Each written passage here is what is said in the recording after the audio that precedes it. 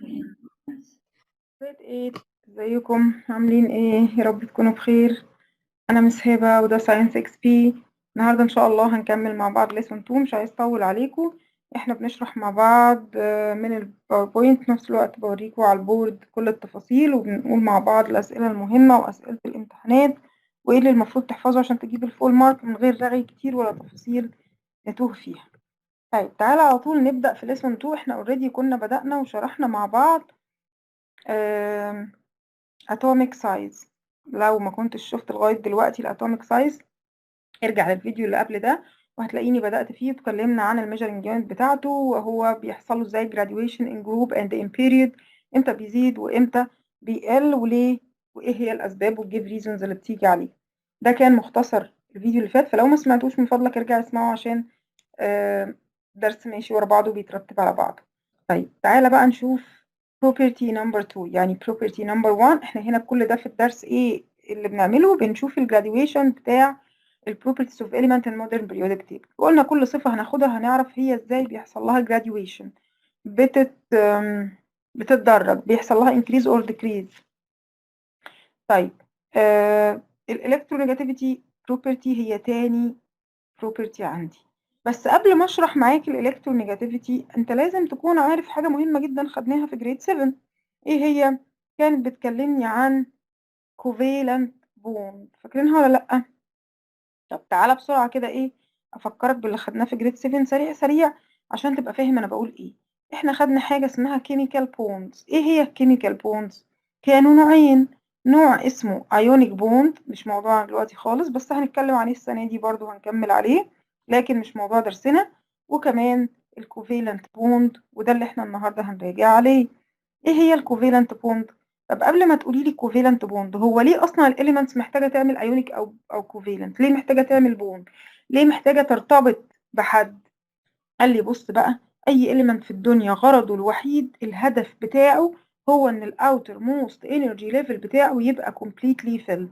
يعني لما اجي اكلمك عن element like الصوديوم مثلا 11 واعمل له configuration كده 281، فهو موجود في الحياة عشان يخش chemical reaction ويخسر ال1 ده، يلوز ال1 ده فيتحول للاوتر موست بتاعه اللي قبله اللي هو 8. طيب لو هو بقى مش هيعمل لوز ومش هيكون جين، مش هيقدر لا يخسر الكترونز ولا يكسب الكترونز ولا لاقي حد يديله ولا لاقي حد ياخد منه، ايه الحل اللي قدامه؟ قلنا الحل اللي قدامه زي التو نون ميتالز مع بعض كده، وليكن مثلا الووتر. هتكلم على الووتر بالذات لانه اوريدي ليه علاقة بالليسون بتاعنا النهارده في جريد 8. الووتر لما بيدخل كيميكال رياكشن اولا الووتر بيتكون من ايه؟ H2O، يعني 2 هيدروجين اتوم مع 1 اكسجين اتوم.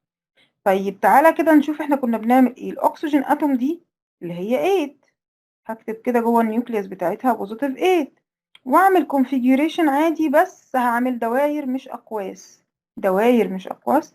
يعني انا لما عملت كونفيجوريشن للصوديوم هنا عملت اقواس كده، لا انا هنا هعمل دايره كامله وهرسم الالكترونز في شكل كرات كده. ادي ده اول واحد اللي هو الكي وهحط فيه 2 الكترونز. طيب والال المفروض انه ايه؟ انه 8، يبقى ال فيه قد ايه؟ فيه 6 الكترونز. هرسم اهم ال 6 الكترونز، ادي 1 2 3 4 5 6. طيب ده كده شكل الاكسجين اتوم. هي محتاجه تكون ايه؟ محتاجه تعمل اوتر موست انرجي ليفل بتاعها يكون كومبليتلي فيلد تكمله. طب هو محتاج كام الكترون عشان يكمل؟ بما انه في 6 فيبقى محتاج 2 بس عشان يبقى 8 ويبقى كامل ومطمن ومرتاح ومستقر وكل الكلام اللي قلنا في جريد 7 ده. طيب قعد يدور على حد يديله 2 الكترونز دول، ملقاش ابدا. وطبعا صعب يخسر 6 الكترونز بحالهم، فهيعمل ايه؟ راح للهيدروجين وطلب منه، قال له تعالى نعمل مع بعض شيرنج، انت تحط الالكترونز وانا احط الكترونز ونستخدمها مع بعض. حاجه كده شبه ما نكون بنرسم انا وواحده صاحبتي فحاطين بيني وانا معايا 4 الوان وهي معاها 4 الوان والرسمه بتاعتنا كبيره وفيها تفاصيل كتير. طب هنرسم ازاي؟ خلاص تعالي نحط الواني على الوانك جوه البنسل كيس ونحطها في النص بيني وبينك. هل ساعتها اقدر اقول ان البنسل كيس دي بتاعتي؟ لا طبعا. طب اقدر اقول ان البنسل كيس دي بتاعت صاحبتي؟ لا برضو. امال ايه؟ هي sharing area between us، هي مكان بنشير فيه الألوان بتاعتنا. نفس الكلام هنا هتيجي الأكسجين أتوم، الهيدروجين بقى أتوم، وتبدأ تشير معاها. بس الهيدروجين هتقول لها للأسف أنا ما عنديش غير إلكترون واحد فقط لا غير، ممكن أمسك في إيديكي كده ونستخدمه سوا. كده الأكسجين عندها كام؟ 1 2 3 4 5 6 7. أنا بعد اللي في الأوتر موست بس، ماليش دعوة باللي في التي. طب أنا محتاج واحد كمان، لا خلاص أنا ممكن أجيب واحد صاحبي معايا. جابت كمان هيدروجين بالمنظر ده، وبقى ده شكل الووتر. يبقى الووتر مولكيول عبارة عن ايه؟ 1 اكسجين اتوم في النص ماسكة في ايديها 2 هيدروجين اتومز، 2 هيدروجين اتومز. طب اللي حصل ده والالكترونز والشيرنج دي اسمها ايه؟ اسمها كوفيلنت بوند. طب انتي ليه يا ستي بتحكي لنا حكايتها؟ احنا عارفينها من السنة اللي فاتت وخلصت السنة وامتحنا وخلاص. مبدئيا مفيش حاجة في الساينس اسمها خلاص، دي معلومات علمية بتعرفها عشان نبني عليها بعد كده أدوار تانية. طيب ثانيا بقى، ثانيا الووتر ده هو اللي هكلمك عليه النهارده، اللي احنا شرحناه في الكوفيلنت بوند ده بالظبط هو اللي هنتكلم او هنبدأ بيه كلامنا عن الالكترونيجاتيفيتي. ايه هي الالكترونيجاتيفيتي؟ عارف انت الاكزامبل اللي لسه حكي لك عليه بتاع انا وصاحبتي والبنسل كيس اللي في النص بيني وبينها؟ عارف انت بقى لما اكون انا شاطره فافضل اسحب، او يعني مش شاطره، مش سهله يعني، فافضل اسحب كده البنسل كيس ناحيتي حركه في حركه حركه في حركه عشان تبقى قريبه ليا، فاقدر استخدم الالوان بكل سهوله، وصاحبتي لما تيجي تستخدمها تمد ايديها قوي يا عيني عشان توصل لها. نفس الكلام هنا، هتلاقي في اتوم شاطره او مش سهله بتعرف تسحب عليها الالكترونز ناحيتها عشان تستخدمها بشكل اسهل، والاتوم التانية يا عيني يبقى بعيد عليها شويه. القدرة، الشطارة دي، المهارة، الحركة دي اسمها ايه؟ electronegativity. اني اعرف attract electrons towards itself، دي اسمها electronegativity. كل element من دول، كل اتوم من دول عندها درجة معينة من الالكترونيجاتيفيتي بتقدر على اساسها تسحب الالكترونز ناحيتها، تشد الالكترونز اللي احنا بنشارك بيها الاثنين اللي في النص ما بيننا دول ناحيتها اكتر. يعني عايزة تقولي ايه بكل الرغي ده؟ ان الالكترونيجاتيفيتي it's a it's ability of the atom in covalent molecule. هي شطارة الاتوم اللي موجودة في الكوفالنت molecule. قدرتها على ايه؟ مهارتها انها تعمل ايه؟ to attract electrons of chemical bond towards itself. مرة كمان، electronegativity it's ايه؟ it's the ability of the atom in covalent molecule to attract electrons towards itself. مش لازم اقعد اتكلم كتير على موضوع الابيليتي، يعني اكرر كلام المولكيول كوفالنت هتلخبط نفسي كده. يعني اقدر اقول ايه؟ it's ability of the atom in covalent molecule لحد هنا تمام to attract electrons towards itself. it's ability of the atom in covalent molecule to attract electrons towards itself. فضلك عيدها اكتر من مرة قبل ما تتحرك عشان تكون حفظتها ونقدر ندخل على اللي بعدها.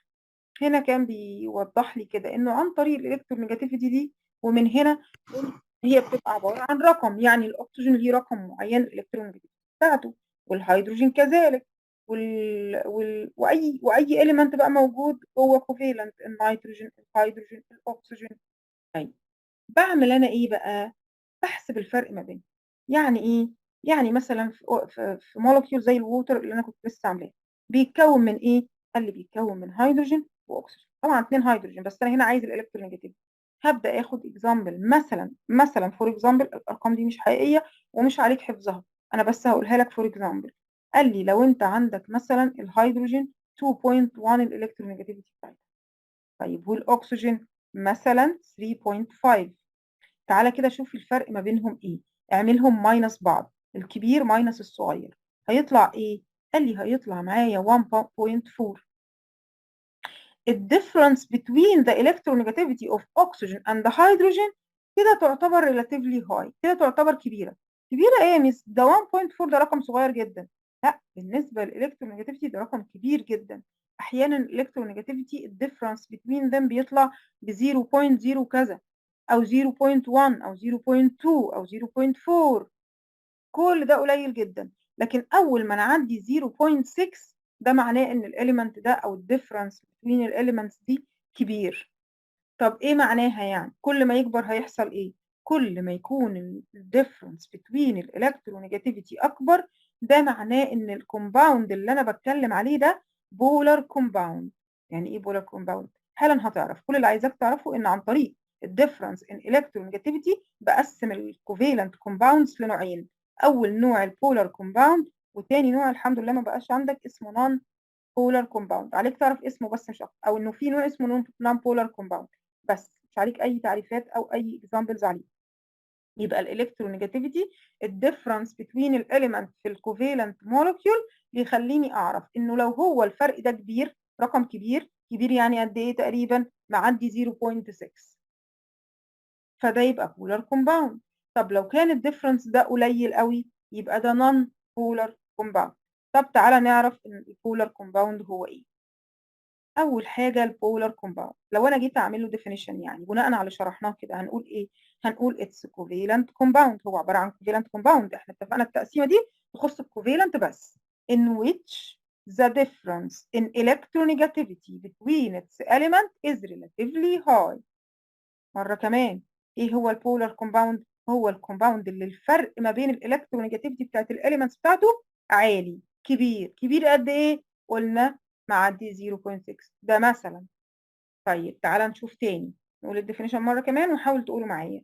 It's covalent compound in which the difference in electronegativity between its element is relatively high. مرة كمان. It's covalent compound in which the difference in electronegativity between its element is relatively high. طيب حلو قوي. الاكزامبلز بتاعتي زي ايه؟ زي الووتر وزي الامونيا، دول اشهر اتنين بولار كومباوند. طب مين منهم اشهر؟ سوري، مين منهم اقوى؟ الووتر مور بولار ذان امونيا. ليه؟ قال لي عشان لما عملنا الديفرنس بتاع الووتر بالتقريب طلع 1.4 لكن ده طلع 0.9.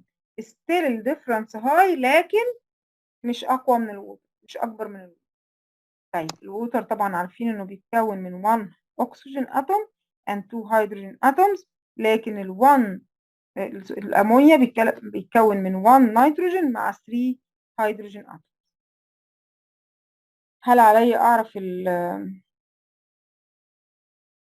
هرجع تاني للبولار عشان هنا في 2 give reasons مهمين جدا. خليني عند البورد كده واقولهم. ايه هما؟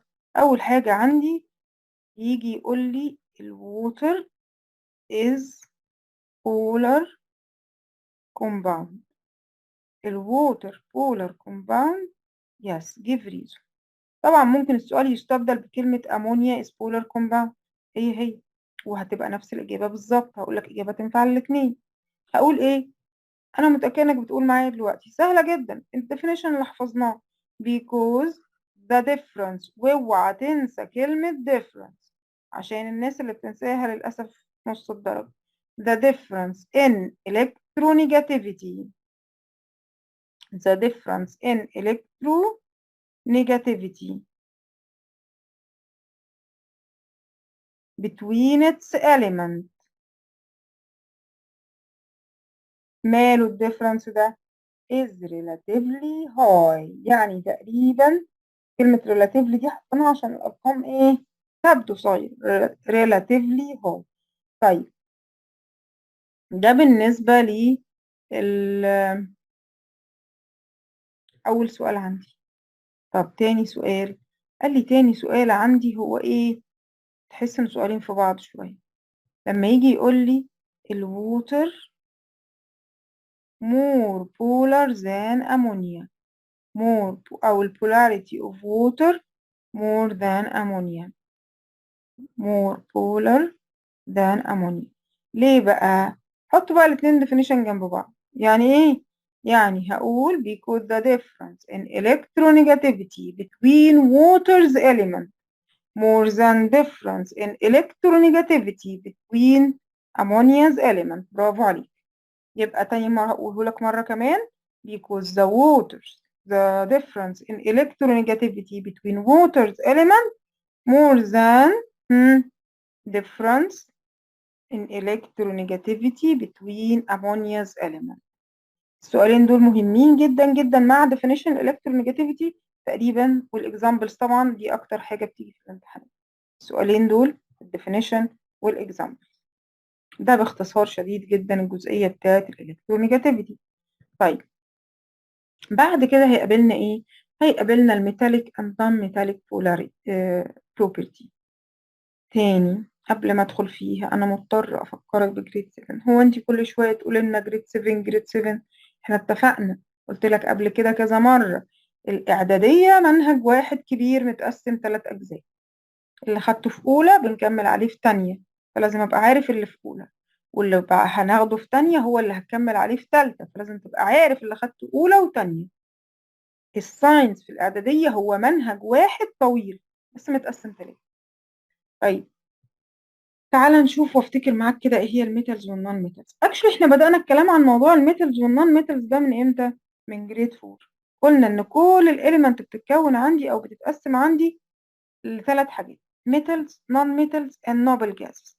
السنه دي هنزود عليهم كاتيجوري جديد، بس قبل ما ادخل فيه احنا كنا بنتكلم عن الميتالز والنون ميتالز في جريد 4 حاجات عاديه زي جود كوندكتور اوف هيت، جود كوندكتور اوف الكتريستي، دي الميتالز طبعا.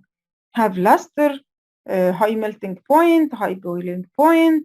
طيب النون ميتالز كانت عكسها: bad conductor of heat, bad conductor of electricity, low melting point, low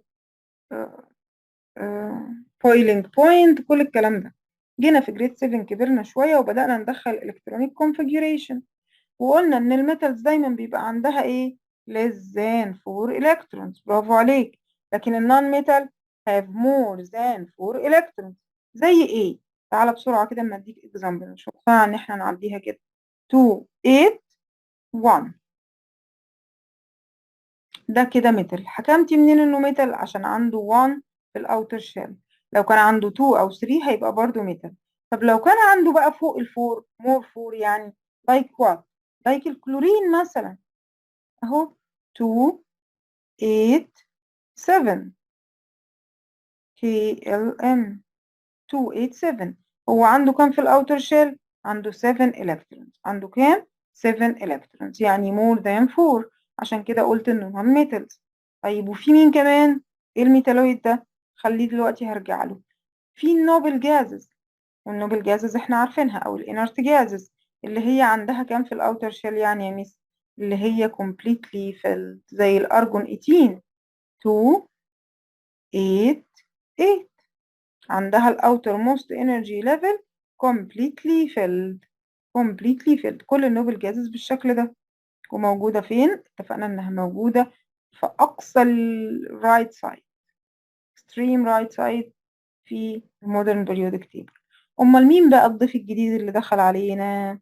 دي حاجة اسمها ميتالويد. ميتالويدز.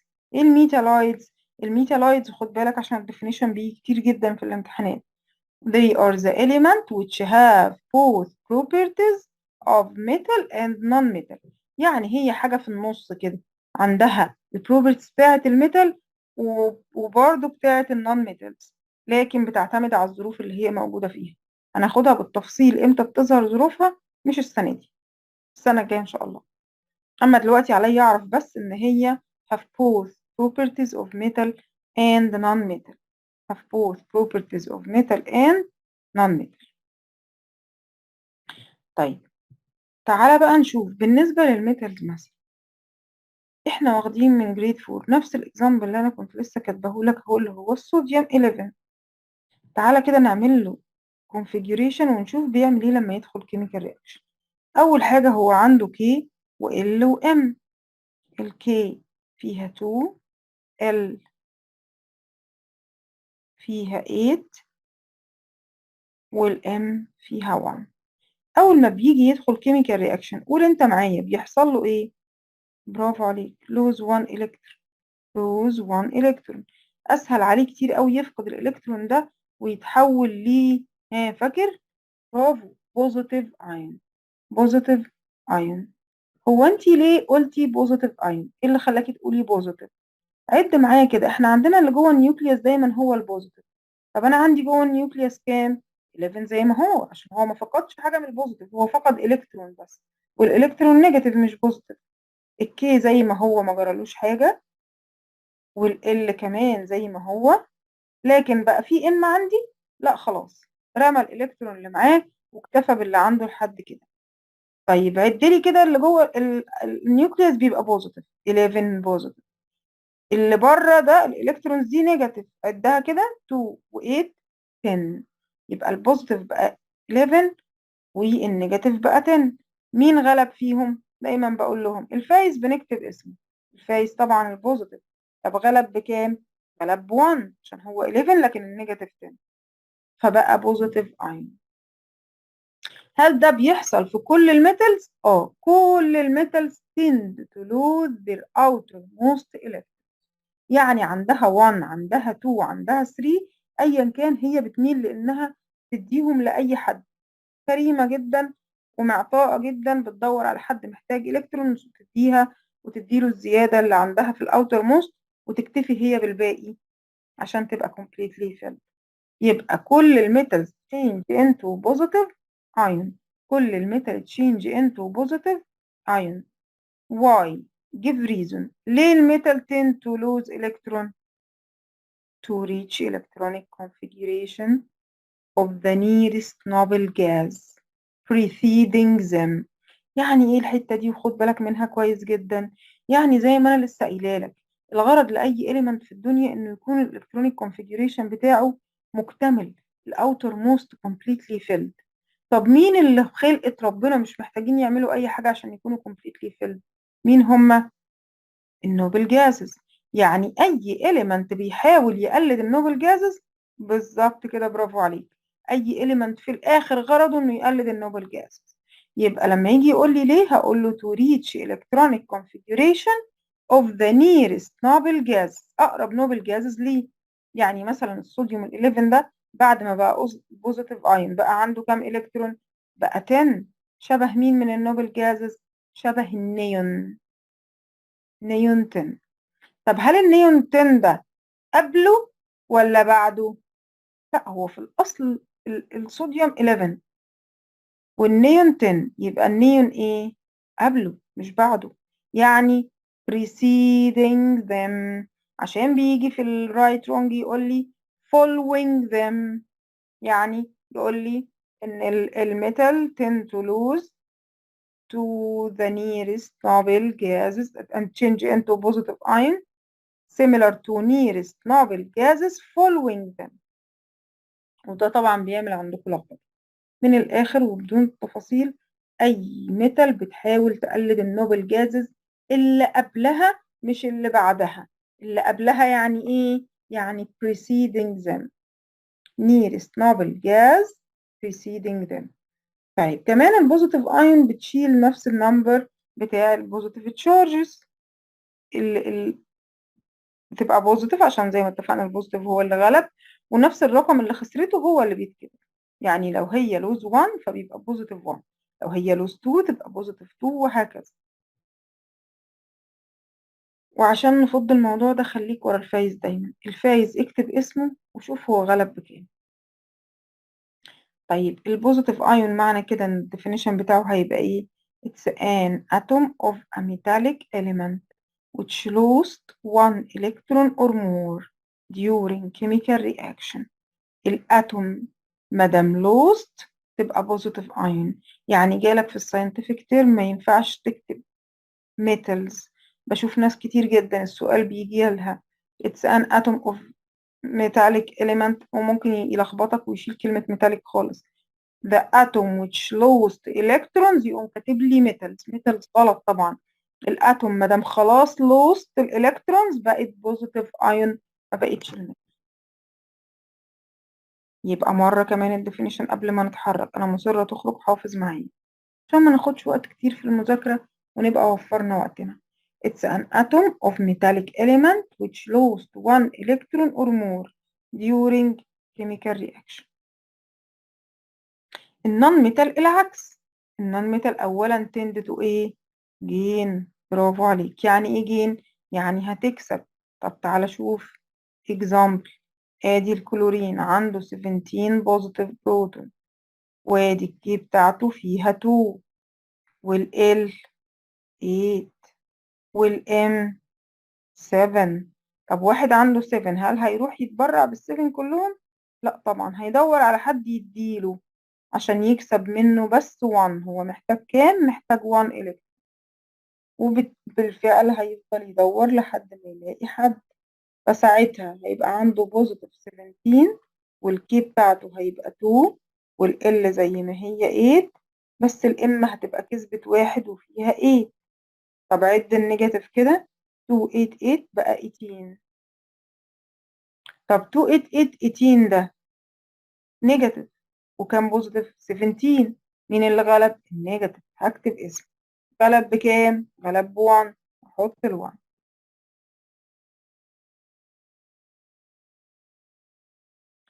طيب تعالى بقى نشوف ايه. تعالى نشوف بقى اسمه ايه. بقى اسمه نيجاتيف ايون. نيجاتيف ايون. طيب الميتالز element tend to gain electrons. ليه؟ عشان هي عايزة توصل او تقلد هي كمان النوبل جازز. بس هل اللي قبلها ولا اللي بعدها؟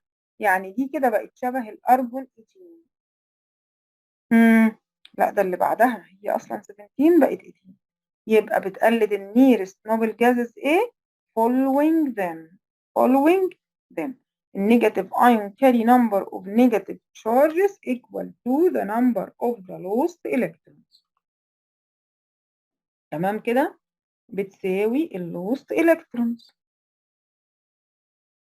يعني لما اجي اعمل definition للنيجاتيف ion هقول هو ايه؟ هقول it's an atom of non-metallic element ماله gained one electron or more. gained one electron or more during a chemical reaction. during chemical reaction. طيب كمان قلنا الميتالويد هو الاليمنت اللي عندها البوث بروبرتيز بتاعة الميتال اند نون ميتال.